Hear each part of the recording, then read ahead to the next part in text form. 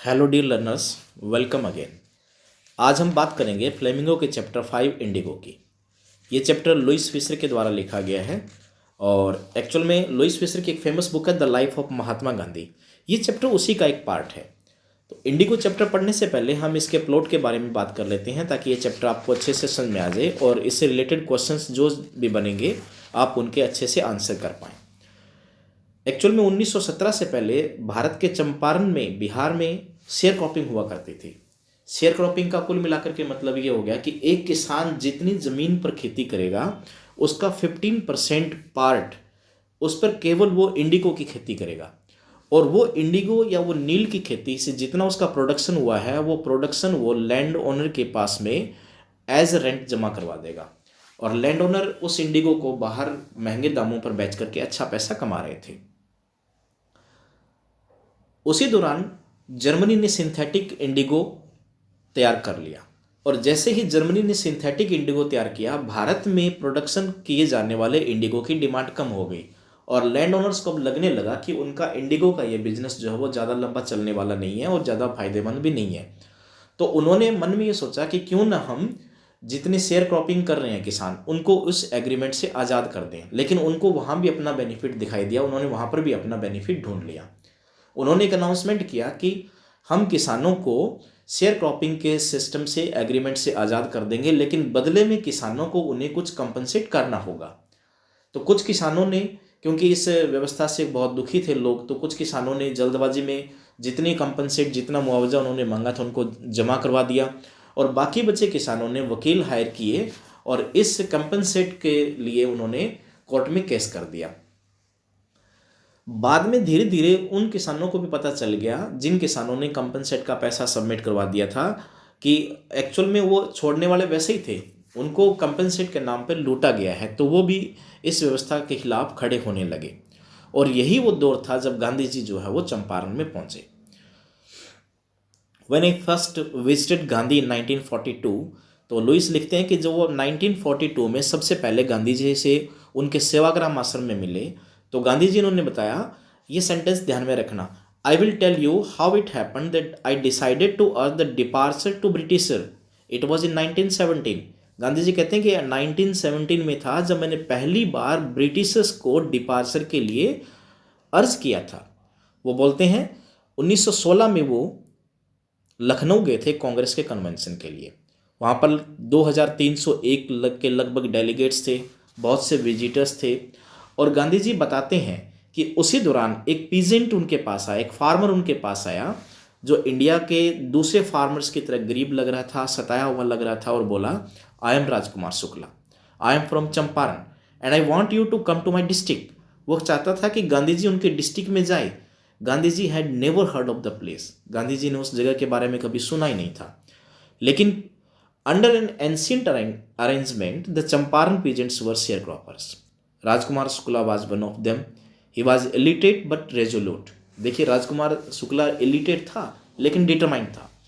तो वहाँ पर जो चंपारण में जो अरेंजमेंट था, एंशियंट अरेंजमेंट था, उसके अकॉर्डिंग खेती हुआ करती थी और राजकुमार शुक्ला भी वहाँ पर उन्हीं किसानों की तरह उसी अरेंजमेंट के अकॉर्डिंग खेती किया करता था। तो उसने बताया कि वो कांग्रेस सेशन में उनके साथ जो इनजस्टिस हुआ है इंडिगो शेयर क्रॉपिंग को लेकर के, कंपनसेशन को लेकर के, उसकी शिकायत करने आया था बिहार से और किसी ने उसे बताया स्पीक टू गांधी जी। तो किसी ने उसको बोला होगा कि भैया इस मामले में आपकी जो समस्या है, आपकी जो सहायता वो गांधी जी कर सकते हैं। तो किसी ने उनको बोल दिया स्पीक टू गांधी जी और इसलिए उसने बोला कि मैं आपसे बात करने के लिए आया हूँ। Gandhiji told Shukla he had an appointment in Kanpur and was also committed to go to other parts of India।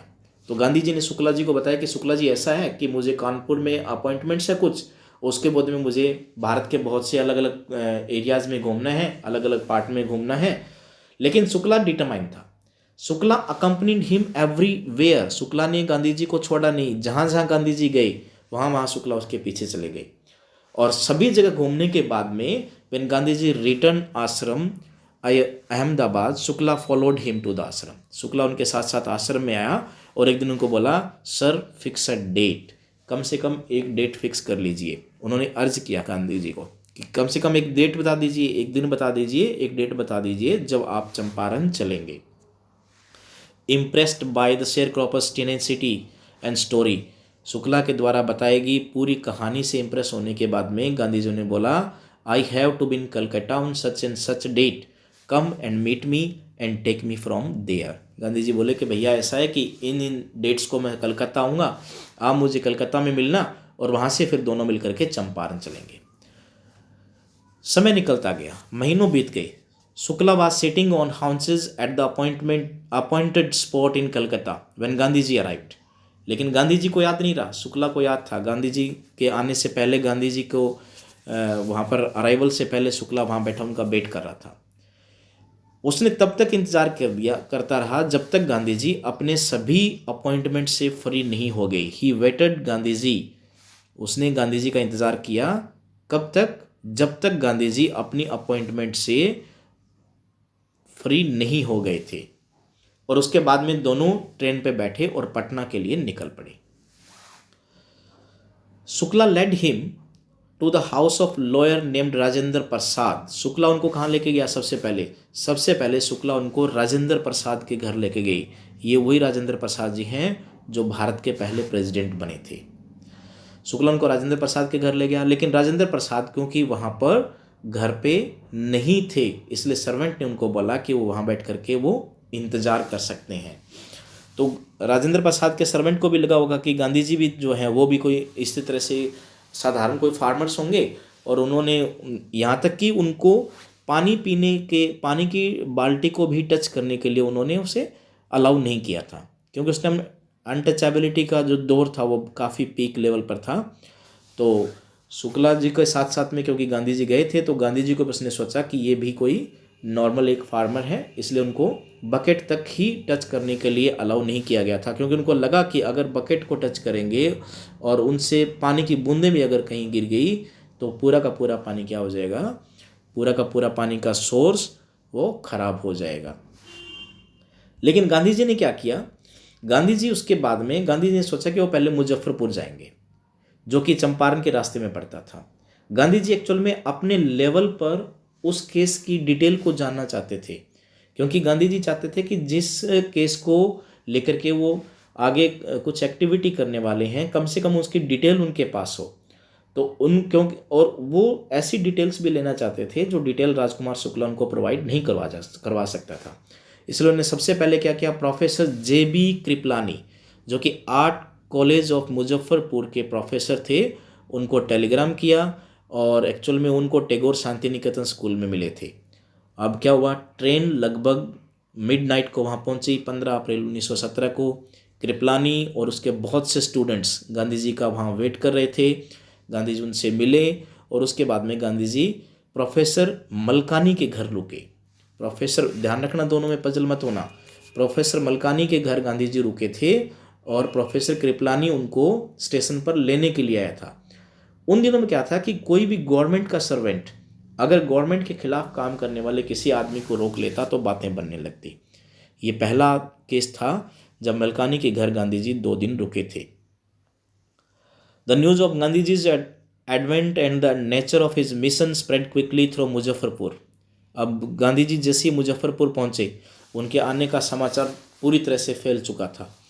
और sharecroppers from Champaran began arriving on foot and by conveyance to see their champion. और जैसे ही share croppers को ये पता चला कि कोई आदमी उनकी लड़ाई लड़ने के लिए आया है, तो धीरे धीरे क्या हुआ, वो लोग पैदल या अपने कन्वेंस या अपने अकॉर्डिंग जिस तरह से जो साधन उनके पास बन रहे थे उनको लेकर के गांधी जी से मिलने के लिए आ रहे थे।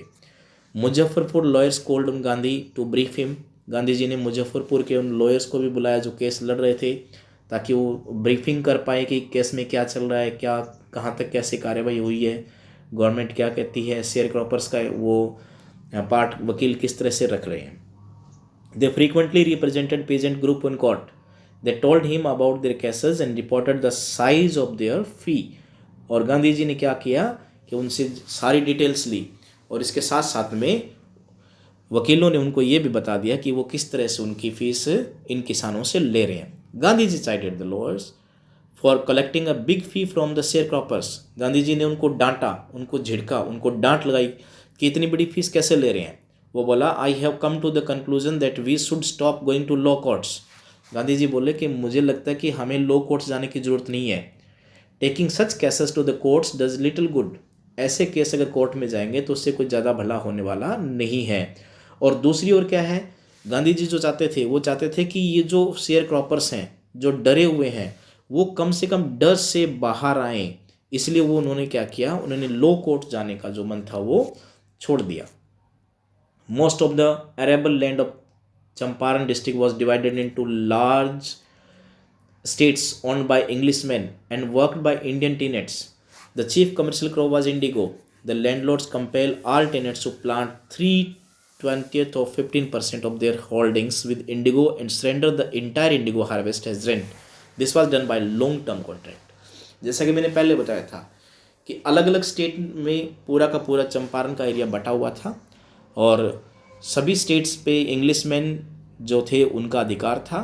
15% पार्ट पे उनको इंडिगो की खेती करनी होती थी और वो इंडिगो का इंटायर प्रोडक्शन मुझे रेंट के रूप में उन लोगों को जमा करवाना होता था और ये सिस्टम लंबे टाइम से चला आ रहा था। Presently the landlords learn that Germany had developed synthetic Indigo. Thereupon obtain agreements from the sharecroppers to pay them compensate for being released from 15% arrangements। और उसी टाइम जैसे ही इन लोगों को, इन लैंडलॉर्ड्स को पता लगा कि जर्मनी ने सिंथेटिक इंडिगो डेवलप कर लिया है तो अब वो शेयर क्रॉपर्स के सिस्टम को ख़त्म करना चाहते थे, इस अरेंजमेंट को ख़त्म करना चाहते थे और बदले में किसानों से कंपनसेट लेना चाहते थे। The share cropping arrangements was स्कैगिंग to peasants and many signed willingly. अब क्योंकि ये एक बहुत बड़ी बेकार व्यवस्था थी और किसान इससे पहले ही दुखी थे तो उन्होंने क्या किया, कुछ किसानों ने जल्दी से उनके कंपनसेट को पे कर दिया और जिन्होंने नहीं किया उन्होंने अपने वकील हायर किए और कोर्ट में उन्होंने क्या कर दिया, केस कर दिया, जैसा कि मैंने सबसे पहले बताया था। तो इस तरह से केस चलने लगा और बाद में at this point Gandhi ji arrived. बाद में जब उनको पता चला कि शेयर क्रॉपिंग तो ऑलरेडी बंद होना ही थे तो जिन लोगों ने कंपनसेट दे दिया वो भी उनके अगेंस्ट खड़े हो गए और वो अपना पैसा वापस चाहते थे और यही टाइम था जब गांधी जी चंपारण में पहुंचे। He began by trying to get the facts. अब गांधी जी ने क्या किया, धीरे धीरे सारे फैक्ट्स को कलेक्ट करना, सारे चीज़ों को कलेक्ट करना स्टार्ट किया। First he visited the secretary of British landlords association. The secretary told him that they could give no information to an outsider. Gandhi ji answered that he was not an outsider.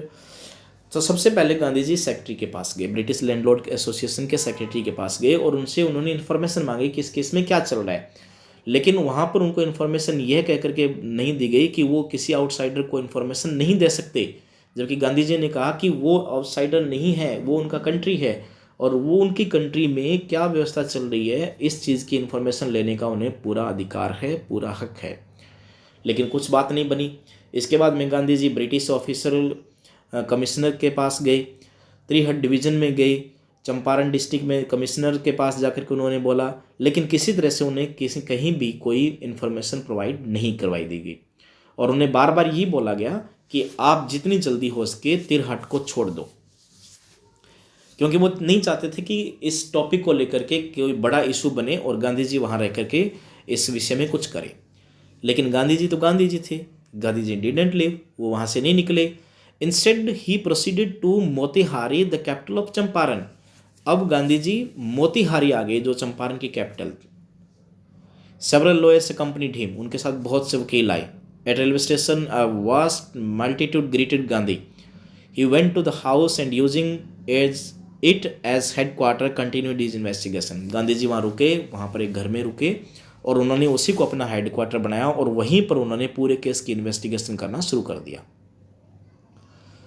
बाद में एक report उनको मिली कि उसी area में a report come to the peasant had been maltreated in nearby village.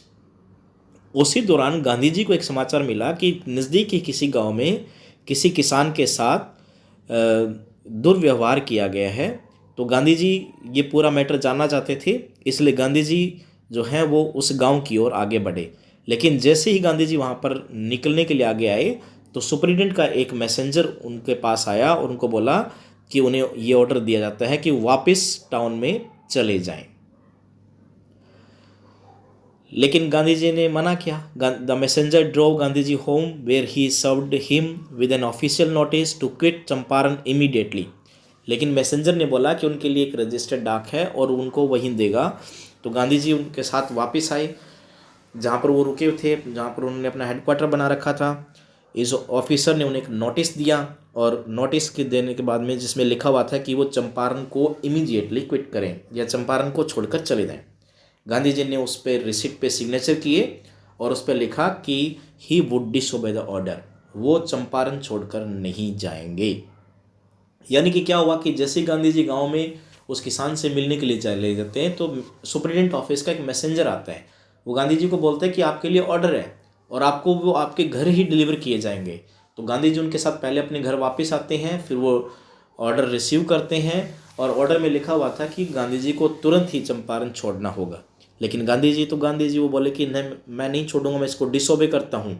उन्होंने notice को sign किया और नीचे लिख दिया कि मैं इसको डिसओबे करता हूँ। और तुरंत बाद ही क्या हुआ, उस दूसरे ही दिन गांधी जी को कोर्ट में हाजिर होने का समन मिला। पूरी रात गांधी जी जागते रहे। उन्होंने राजेंद्र प्रसाद को टेलीग्राफ कर दिया और उन्होंने अपने फ्रेंड्स को टेलीग्राफ कर दिया। उन्होंने अपने आश्रम में कुछ इंस्ट्रक्शंस भेजे और उन्होंने पूरी की पूरी एक रिपोर्ट जो वो वायसराय को भेज दी। अर्ली इन द मॉर्निंग पूरा माहौल चेंज हो गया था। Morning found the town of Motihari black with peasants. हर जगह किसान ही किसान थे। हालांकि वो नहीं जानते थे कि गांधी जी का रिकॉर्ड क्या है, कि साउथ अफ्रीका में गांधी जी ने क्या किया है। उनको नहीं पता था कि साउथ अफ्रीका में ऐसे बहुत से नोटिस को गांधी जी ने फेल कर दिया है। लेकिन किसान तो बेचारे किसान, दूसरे दिन पूरा बाजार पूरा मोतिहारी किसानों से भरा हुआ था। बस वो एक बात जानते थे कि कोई महात्मा आया था उनकी सहायता करने के लिए और अथॉरिटीज़ के कारण वो ट्रबल में है। Their spontaneous demonstration in thousands around the court house was the beginning of their liberation from fear of the British. और ये वही हुआ जो गांधी जी चाहते थे, डर से आज़ादी। हजारों की संख्या में कोर्ट रूम के बाहर उनका जो जमावड़ा था वो एक बात तो बता रहा था कि अब वहाँ के किसान ब्रिटिश के डर से मुक्त हो चुके थे। The officials felt powerless without Gandhi ji's cooperation. अभी क्या हुआ, ऑफिसर्स के समझ में नहीं आ रहा था कि वो गांधी जी को कोर्ट में लेकर कैसे जाएं। वो बार बार क्राउड को कंट्रोल करने की कोशिश कर रहे थे। आखिर उन्होंने क्या किया, गांधी जी से रिक्वेस्ट किया कि वो उनकी इस मामले में सहायता करें। The government was baffled. The prosecutors requested the जज to postpone the trial. Prosecutor ने जज साहब से बोला कि जज साहब ये ट्रायल जो है वो पोस्टपोन कर दिया जाए क्योंकि बाहर इतनी भीड़ है, पता नहीं क्या हो जाए। Gandhi ji protested against the delay. तो अभी apparently the authorities wish to consult their spot superiors. अब अथॉरिटीज़ भी चाहते थे कि इस सुनवाई को लेकर के वो अपने सुपीरियर्स से बात करें और उन्होंने मन बनाया कि इसको डिले करेंगे। लेकिन गांधी जी ने इसके खिलाफ प्रोटेस्ट किया। वो बोला कि नहीं, he read a statement pleading guilty. Gandhi ji ने ज़्यादा ही बोल दिया कोर्ट में कि भैया मैंने डिसोबे किया है, मैं गिल्टी हूँ, आप बताइए फ़ाइन क्या लगेगा, बस मुझे जल्दी से बताइए फ़ाइन क्या लगेगा। लेकिन ये सब चीज़ें बड़ा अजीब सा लग रहा था उन अथॉरिटीज़ को। उनके समझ में नहीं आ रहा था कि क्या हो रहा है, क्या होगा। The magistrate announce that he would pronounce sentence after 2 hours recess and ask Gandhi ji to furnish bail for those 120 minutes। Magistrate के समझ में नहीं आ रहा था। मैजिस्ट्रेट बोला कि वो कुछ कह नहीं सकता है, वो लगभग 120 मिनट के बाद में इस मामले के ऊपर फैसला देगा और तब तक गांधी जी 120 मिनट के लिए बेल ले सकते हैं। गांधी जी ने मना कर दिया कि भैया मैं बेल क्यों लूँ, जब मैंने लिख दिया कि मैं गिल्टी हूँ, आप बस फाइन बताइए मेरे को। द जज रिलीज्ड हिम विदाउट बेल। और बेचारे जज को उन्हें बिना बेल के रिलीज करना पड़ा 120 मिनट के लिए। When the court reconvened the जज said he would not deliver the judgement on for several days. जब 120 मिनट के बाद दोबारा कोर्ट बैठा तो जज ने बोला कि वो कुछ दिनों के लिए कोई फैसला नहीं दे सकते हैं और इस दौरान गांधी जी आज़ाद रहेंगे। ये अजीब फैसला था कि कोई फैसला भी नहीं है, जज साहब को पता नहीं है क्या फैसला देना है, और गांधी जी को आज़ाद भी कर दिया और कोई फैसला भी नहीं। Rajendra Prasad, bridge Kishore Babu, Maulana Mazhar Haq and several other prominent lawyers had arrived from Bihar. ये सब लॉयर्स बिहार से आ गए थे। They conferred with Gandhi ji what would they do if he was sentence to prison. Gandhi ji ने उनसे पूछा कि भाई अगर उनको जेल भेज देते तो वो क्या करते थे? Why the senior lawyer replied, तो उनमें से एक सीनियर लॉयर बोला, they had come to advise and help him, if he went to jail there would be nobody to advise and they would go home. तो वो बोले कि अगर गांधी जी को जेल हो जाती तो हम अपने घर चले जाते। तो गांधी जी बोले, what about the injustice to the sharecroppers, ये जो शेयर क्रॉपर्स के साथ इनजस्टिस हो रहा है उसके बाद में क्या, उसके लिए क्या करते? गांधी जी बोले, the lawyer without lawyers withdrew to consult. Rajendra Prasad has recorded the upshot of their consolation. They thought amongst themselves that Gandhiji was totally a stranger, and yet he was prepared to go to prison for the sake of the peasants. If they, on the other hand, being not only residents of the adjoining district but also those who claim to have served these peasants should go home, it would be shameful desertion.